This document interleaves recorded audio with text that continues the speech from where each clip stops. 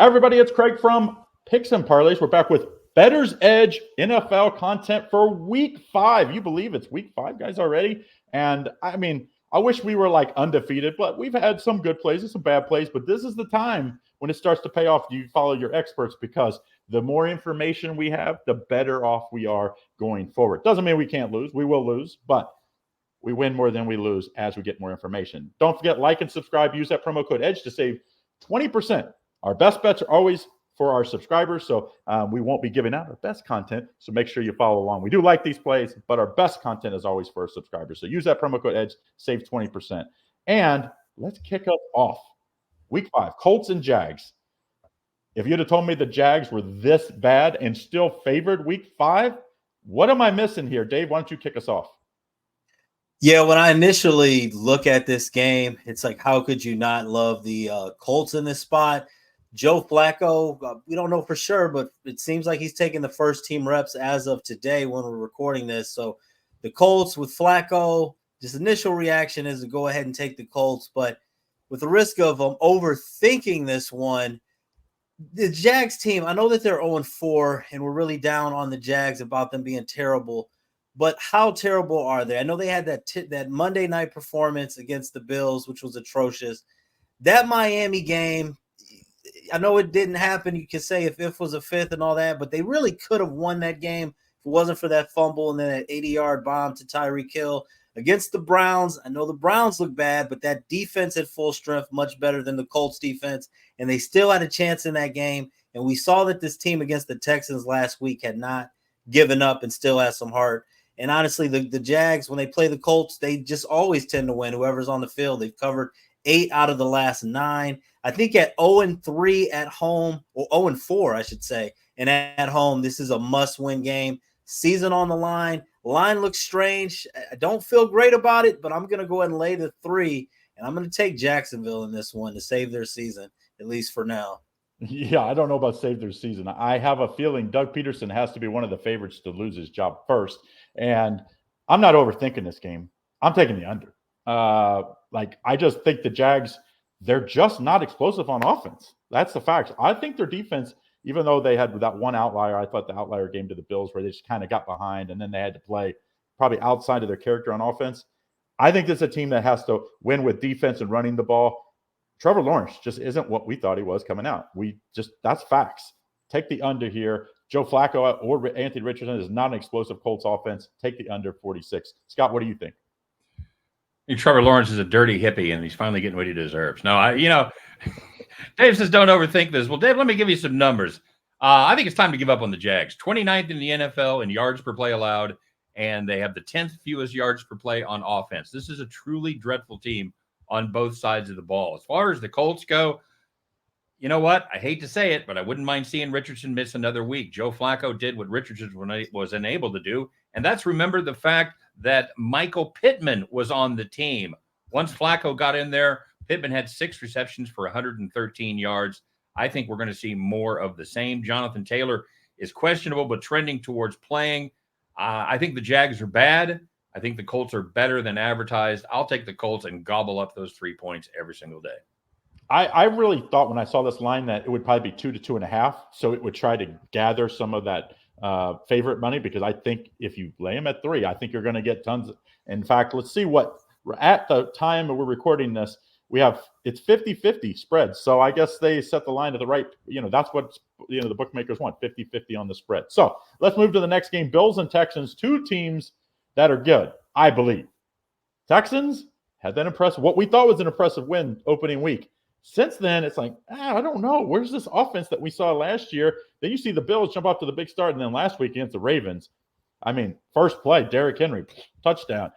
Derrick Henry turned back the clock. What do we believe here, Scott? Is the Bills better, or is it just an outlier last week, or is maybe the first 3 weeks the Bills faced Arizona, Miami, and I forget who the other game was, but they had Jacksonville. So were they just facing bad competition the first 3 weeks? Well, I think this is a really good Bills team, and I think the Ravens cracked the code on how to beat them. You run the ball for 270 yards, you finish drives, and you keep the Bills' offense off the field. Unfortunately, the number of teams that can do that may be a class of 1, and that's the Ravens only. It certainly doesn't include the Texans, especially the questionable Joe Mixon can't go. The Texans have played with their food against bad teams. You hit the nail on the head, Craig. They beat the Jags, Bears, and Colts, and by each of those games, they won by 1 score. And then the first competent offense they faced in Minnesota, they got run out of the crystal ship up there in Minneapolis. And the Bills may not win this one like 20 by 27 like the Vikes, but I think they get a double-digit win here. I think the Bills win and easily cover. I like the Bills as well. A lot of places have the Texans as 0-3-1 against the spread. I have them as 0-4 against the spread because I had that Bears line at 6.5 before it changed. So, like Scott, like both of you guys mentioned, they've been playing with their food a little bit. They've been letting teams hang around based off of what we've seen. Even if the Texans win, this probably comes down to the last possession. But the Bills have shown, I think, coming off of that embarrassing loss, that they can they'll put their neck more on teams' throats. I think there's more upside with Buffalo right now, so I'm going to take the Bills to win this game. I will say we are on the public side in this one. As we're recording this late Wednesday night, 62% on the Bills. A road favorite as a big public favorite sometimes is the kiss of death. Let's hope it's not the case on this one. Browns and the Commanders, two teams I thought would be reversed.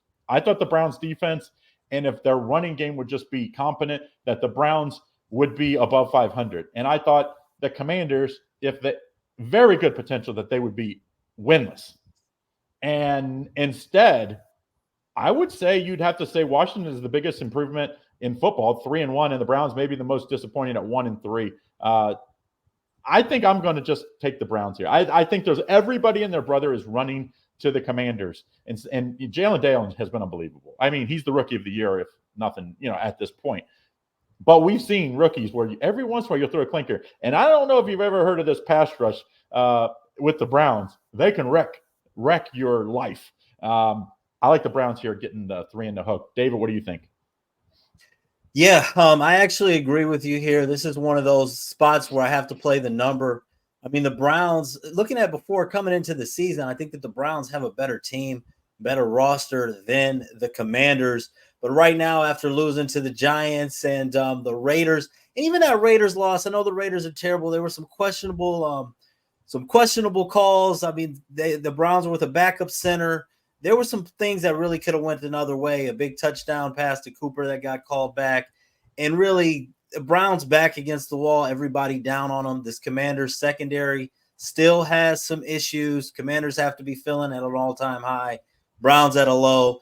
Possible that Nick Chubb could be coming back this week. We talk about that running game. Even if Cleveland loses, I think that this comes down to the end. I think the Commanders getting 3.5 is just too many. I'm going to take the Browns at plus 3.5. Let's also remember there was 2 games back to back. They beat the Giants and beat the Bengals back to back. Their defense only caused 2 punts in those games. It was the Giants had a backup kicker, their kicker was out. That's why they won that game. And the Bengals did not punt the whole game. They just had a couple field goals in there. That was the difference of that game. So to me, is the Commanders have just outscored people. That is a dangerous way to go forward, especially covering more than a hook. Scott, you sweeping the board here? Nope. Speaking of hooks, I think I got one in my mouth for this Commanders team. To quote the Monkees and Smash Mouth, I'm a believer in this Washington offense, man. They are in elite company, 3rd in scoring in the NFL behind only the Bills and the Saints. And that includes a game where they scored 0 touchdowns. Not bad after 4 games. The Browns got just a single win this year, and that was against fellow pretender Jacksonville that we've already roasted sufficiently on this show. Cleveland still has major injury problems on the offensive line. Jedrick Willis is questionable. Jack Conklin is questionable. And now we get to add Ethan Pocic to that. The center is also questionable. Throw in there, for good measure, one of the better tight ends in the league in David Njoku. He is also questionable for this game. Out of those 4 guys, I think at least 2 of them don't go. It's been a nightmare on this offensive line so far for the Browns, and I don't see it getting any better. Cleveland, they've been bad all year, but they've especially been bad on the road. I think Washington pulls out to an early lead here and never looks back. I'm fading the both of you at my own risk. Give me the Commanders to cover that number at home. Hey, I will say this. Maybe the Browns will be better on the road because they're getting booed at home. They're not getting booed on the road. And the Commanders, their defense is terrible. So thank goodness with that questionable offensive line, that might be the saving grace for Deshaun Watson. Not that he's been great. He's missed wide open guys all season long. Well, ever since he's been a Brown, he's missed that. I don't think any Browns fan would be upset if he misses a start here or there. All right, the last game, and then we'll have Sunday Night Football. Giants and the Seahawks. Seahawks -6. They look good on offense on Monday Night Football. Short week with that extra travel. And they face a Giants team that I think is maybe a little better than what I thought when they lost the Commanders that game. I was like, they're not good. And then they go beat up on a Browns team in Cleveland. Seahawks -6, total 43.5. Scott, what do you think here? To beat this Seahawks team, you mentioned it, Craig, they've got a great offense, and you're going to have to put points on the board. Unfortunately, that's not really the Giants' thing. They've averaged just 15 points per game this year. That's ahead of only New England and the lowest scoring team in football. Anybody know it? Anybody know the lowest score? Patriots. It's the Dolphins. The Dolphins are the lowest scoring team in football. If you had that on your bingo card, or even better, a future on that event to happen, you're sitting pretty right now. If you just said 2 was hurt, I might believe that. Right. That very true. Very true. The Giants are a team that wants to run the ball. Unfortunately, they're not very good at it. They've proved that what the rest of the league is known for about the last 6 years. Devin Singletary is not an every down back. Nobody in that backfield averages 4 yards per carry. The passing game basically consists of Daniel Jones dropping back. Hopefully he doesn't have 3 people in his face. He sees if Neighbors is open, and if not, he's likely to do something stupid like fumble the ball or throw an interception. The Seahawks defense, we talked a little bit about that last week. We talked about how they kind of faced some paper tigers, and they were going to face a much better competition in the Lions. And that's exactly what happened. The Lions were able to put some points on the board. But you know what? They did well against the Dregs, and you don't get much dreggier than this Giants offense. New York has seen all 4 of their games go under the total. I think the pattern holds in this one. Hard to hit over if only one team's going to score for you. Give me the under 43.5. Yeah, I mean, the Giants they're one of those teams that when they win, it really doesn't shock me, because it's like they play so bad when they play bad that I always think you get extra points with the Giants. Then they go to Cleveland, and I don't even know how they won the game. I watched the game. I mean, turnovers are the great equalizer in football, and I don't know how. I don't know, but the uglier the game, the more I want to take that team. And the Giants, you couldn't get any uglier getting 6 points. So give me the 6 points. I think it's a huge letdown spot after Monday Night Football. Do I think Seattle wins? Absolutely.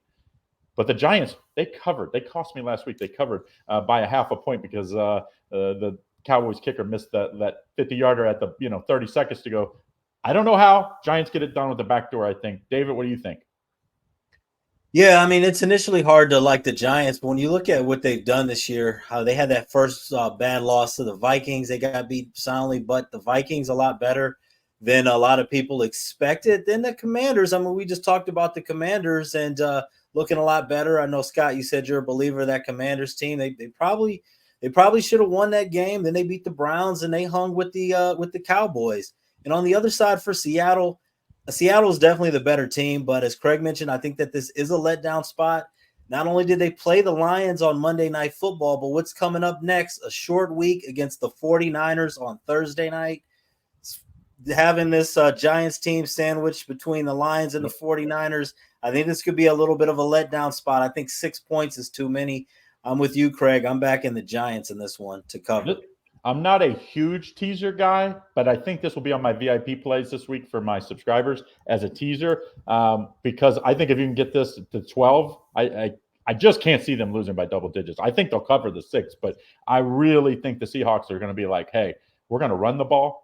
We're going, and I think that's the way the Giants want to do. They want to take possessions away. They want to shorten the clock. The more the possessions, the Giants have no chance. Like the up and down, if it ends up like the Lions game, like up and down, then they're going to get beat by 30. And they know that. So I think under, and I also think the Giants here in this one. Now we go to Sunday Night Football. Great matchup here. 2 of the premier teams in the NFL. America's team versus America's team 2.0, I guess. Cowboys, they get what they needed to get, which was a road win against the Giants. Now they face a Pittsburgh team that everybody was pounding the chest of Justin Fields. Maybe he figured it out, and then he goes to the Colts and plays a terrible first half. They outplay the Colts second half, but then, of course, disaster on when they had the ball, a chance to win the game. and didn't tie or win the game. Steelers -2. David, what do you think in this matchup? Well, Mike Tomlin, he seems to always get the most out of his team, but I do like the Steelers a lot more in situations where they're underdogs. This is the Dallas Cowboys team, high-powered offense at home, and even on the road, though, they over the last season, last 11 games on the road, like in this situation, averaging just under 23.5 points per game. So normally to beat Dallas, you're going to have to put some points on the board. The Pittsburgh Steelers, 6 out of their last 7 wins, they've held their opponent to 11 points or less. So Pittsburgh, their offense is hard to trust. I don't think that they're going to be able to hold down this Dallas offense this much. I think that the Cowboys, even against the Steelers defense, could get to at least 20 points. I'm not sure Pittsburgh could keep up. I was on the Colts last week because I didn't think that the Steelers would be able to keep up, and I think the same here. I have to take the Cowboys as the underdog, so give me the Cowboys +2. When you look at this matchup, this screams correlated parlay type game to me. If you like the Steelers, you play them with the under. If you like the Cowboys, you play it with the over. Which one do I like? It's tight. I mean, I have to take Mike Tomlin. Mike Tomlin at home, it's just like I think this most – like what team does the Steelers remind you of? Most likely of the Ravens. And the Ravens demolished the Cowboys. I'm taking the under, and I'm taking the Steelers in this matchup. Scott, what do you think? It reminds me of the 2000 Ravens, quarterbacked by Trent Dilfer. That's what this team looks like. You know, the Dallas defense, and we talked about this a little bit off air, they showed this year what a difference a defensive coordinator makes as Dan Quinn left to take the head job there in Washington.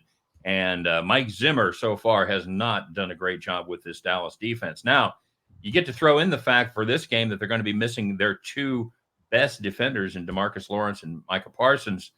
Yeah, I don't know what we're going to have with this Dallas defense. The Steelers, hey, they're the Steelers. They can't run, they can't pass, and they're 3-1. You think I'm going to get in the middle of Mike Tomlin magic like that, especially at home? Not a chance, man. I think the Steelers shut down this Dallas offense enough. I do see a correlated parlay opportunity. I'm absolutely with you, Craig. I think it's the Steelers and the under in this one. Yeah, I will say to beat the Cowboys this year, it's about running the ball. And that is what the Steelers would like to do. Mike Tomlin would like to run it, play as few possessions on defense as possible, and win it with kicking game. That's just like, he loves to punt. He's like Mike, what was his name? Tressel, that played for Ohio State, when he said his favorite play was the punt. I'm pretty sure Mike Tomlin's favorite play is the punt. Maybe field goals too. All right, so that's what you have. Those are your 5 free picks for the week. Don't forget, like and subscribe. Use that promo code EDGE. Get one of us, or you can go over and get 2 for the price of 1. And you get all of our plays, all of our best plays over there. Use 20% promo code EDGE. Don't forget, like and subscribe and follow along. We post our videos Thursdays. Goes out on Thursday Night Football goes out on Wednesday. On Thursday Night Football, we post right about 8 o'clock. We post this Sunday game. And then on Saturday, we post Monday Night Football. So follow along. We'll see you next one.